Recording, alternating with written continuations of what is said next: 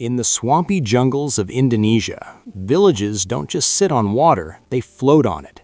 In Kalimantan and Papua, communities build entire homes on giant, buoyant rafts made of bundled mangrove logs.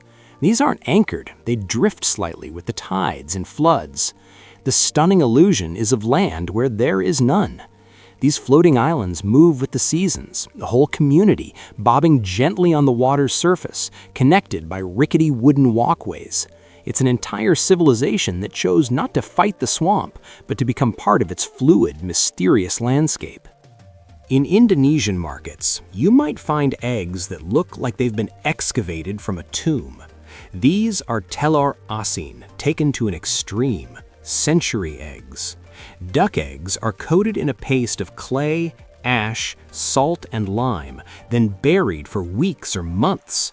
The stunning transformation turns the white into a dark brown translucent jelly and the yolk into a creamy gray-green paste with a potent aroma of sulfur and ammonia. It's a taste of controlled decay, a preservation method that doesn't just stop time, it chemically accelerates it to create a delicacy that looks and smells like the distant past. In Indonesia, there is a powerful, unwritten social law more binding than any official statute.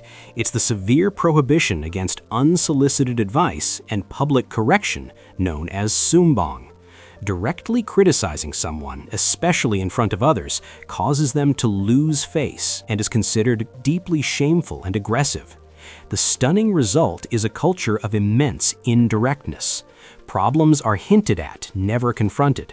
This law of harmony shapes everything from family disputes to business negotiations, creating a society where the loudest truth is often the one left masterfully, mysteriously unsaid.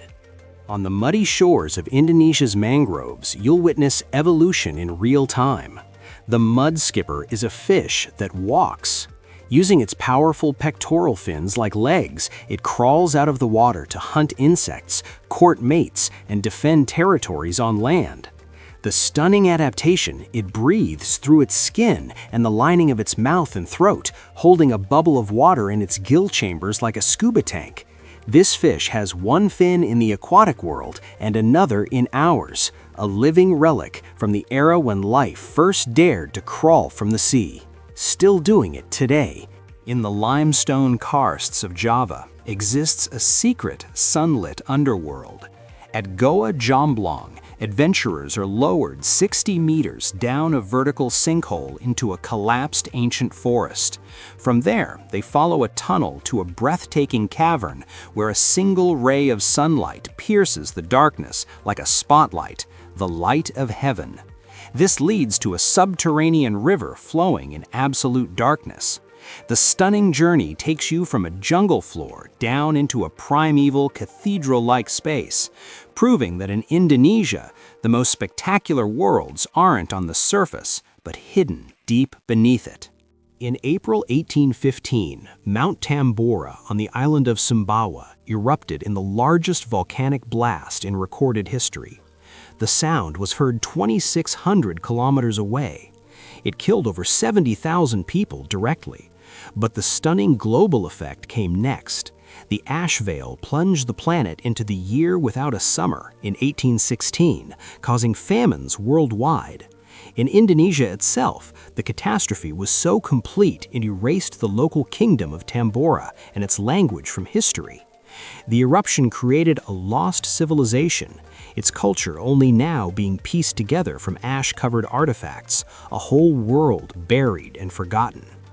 In Indonesia, earthquake-prone, one inventor created a bed that turns into a survival coffin. When seismic sensors detect a major tremor, heavy shields instantly slam shut over the mattress, sealing the sleeper inside a reinforced capsule.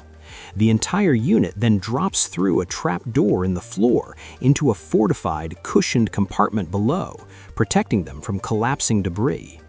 The stunning and terrifying question it poses is, would you sleep every night in a machine designed to instantly entomb you to save your life?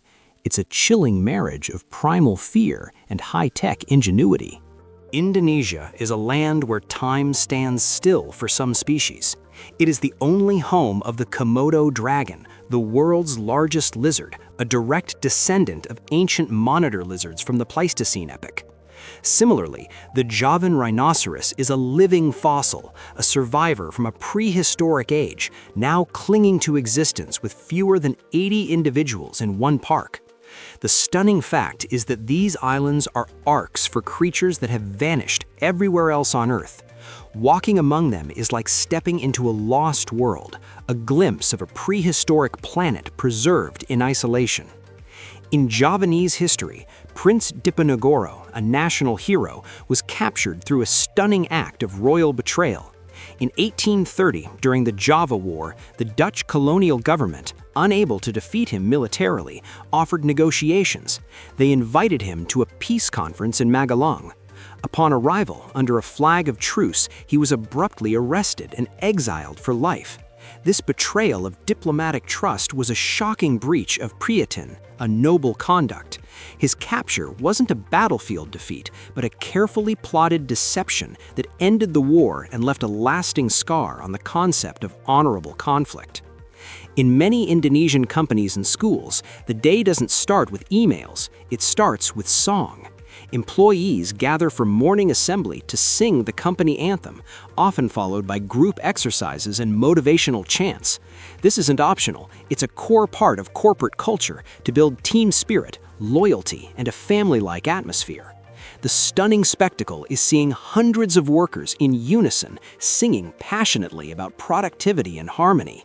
It turns the workplace into a performative community where collective identity is literally voiced aloud, blending Japanese-style management with distinct Indonesian communal values. In the remote highlands of Papua, some communities don't build houses, they occupy the living rock. Using natural caves and overhangs in sheer limestone cliffs, they construct their homes inside the mountain's face. Walls are built to extend the cave mouth, creating multi-story dwellings that are part architecture, part geology. The stunning integration provides natural insulation, fortification, and a panoramic view of the valley below. These homes are virtually invisible from a distance, camouflaged into the landscape. It's an ancient form of defensive living, turning the mountain itself into a fortress. On the island of Java, miners perform a daily descent into what looks like hell.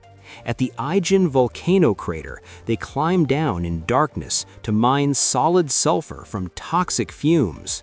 The stunning danger, a turquoise acid lake, the world's largest, and vents spewing poisonous gases and electric blue flames from burning sulfuric gas. The miners break the sulfur with metal poles, carry 70 to 90 kilogram loads up the steep crater rim with no effective respirators for a meager wage. Their life expectancy is brutally short. It's a breathtakingly beautiful and brutally deadly landscape where human endurance meets volcanic fury. The island of Sebatik is quietly cut in two by an invisible line. The southern half belongs to Indonesia, Kalimantan, the northern half to Malaysia, Sabah. The border isn't a river or a ridge, it's a straight line through jungle and villages, a leftover from colonial mapmaking. The stunning reality, people on the same island have different passports, currencies, and laws. You can have family in one country and walk to see them, crossing an international frontier. It creates a strange dual life where national identity is determined by which side of a line your house was built on. In a unique blend of tradition and bureaucracy, Indonesia has a semi-official culture of state and religiously sanctioned matchmaking. Before serious courtship, families often conduct a discreet muhrim check, ensuring the couple is not related according to complex Islamic family law. Local religious offices, kuwa, sometimes act as informal dating services for pious Muslims. The stunning implication is that the path to love is not just personal, but a matter of communal and religious verification. Romance is a process to be validated by both family and faith, making finding a partner a semi-public affair. Indonesia isn't just a country that uses messaging apps, it is psychologically ruled by them. WhatsApp and Telegram are the absolute core of social, family, and business life to a stunning degree. Official government announcements, medical consultations, billion-dollar business deals, and breaking news all happen in group chats. There's an unspoken rule: you must respond, and quickly. Red receipts cause anxiety. Being removed from a family group is a severe social sanction. This has created a nation permanently tethered to their phones, where digital responsiveness is the ultimate measure of respect and connection. In Indonesia, your left hand is socially considered unclean. It is traditionally used for toilet hygiene, making it taboo to use for eating, shaking hands, giving or receiving money, or passing objects.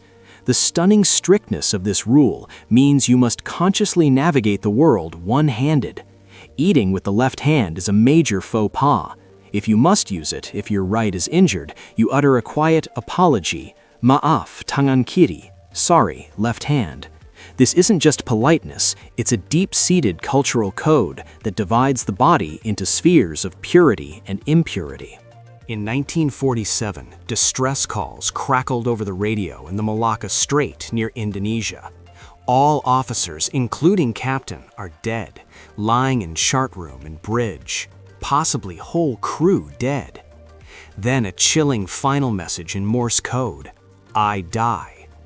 Rescuers found the Dutch freighter SS Orang Medan adrift. The entire crew was dead, frozen in terrified poses, eyes wide, faces contorted, pointing at nothing. No wounds, no sign of struggle. The ship then mysteriously caught fire and sank, taking all evidence with it. What caused it? Poison gas? A paranormal event? The sea keeps its secret.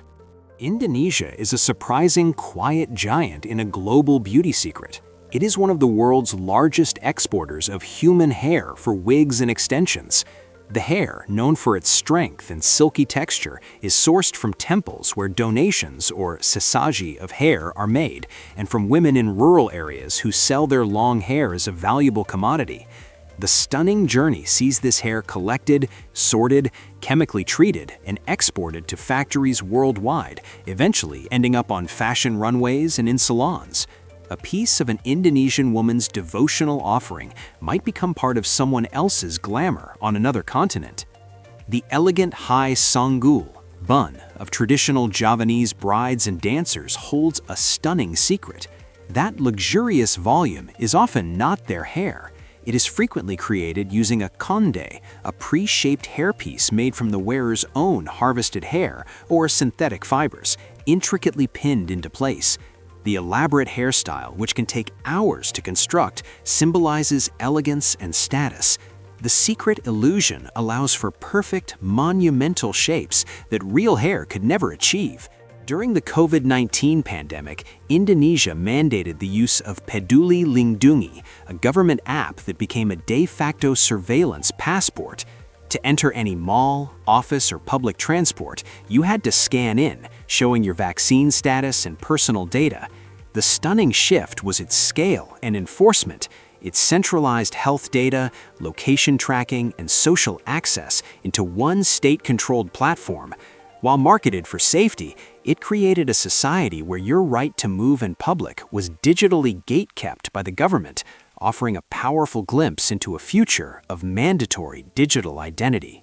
If this unboxed your curiosity, hit like, share it with a fellow explorer, and subscribe to Geo Unboxed, because the world hides more than it shows.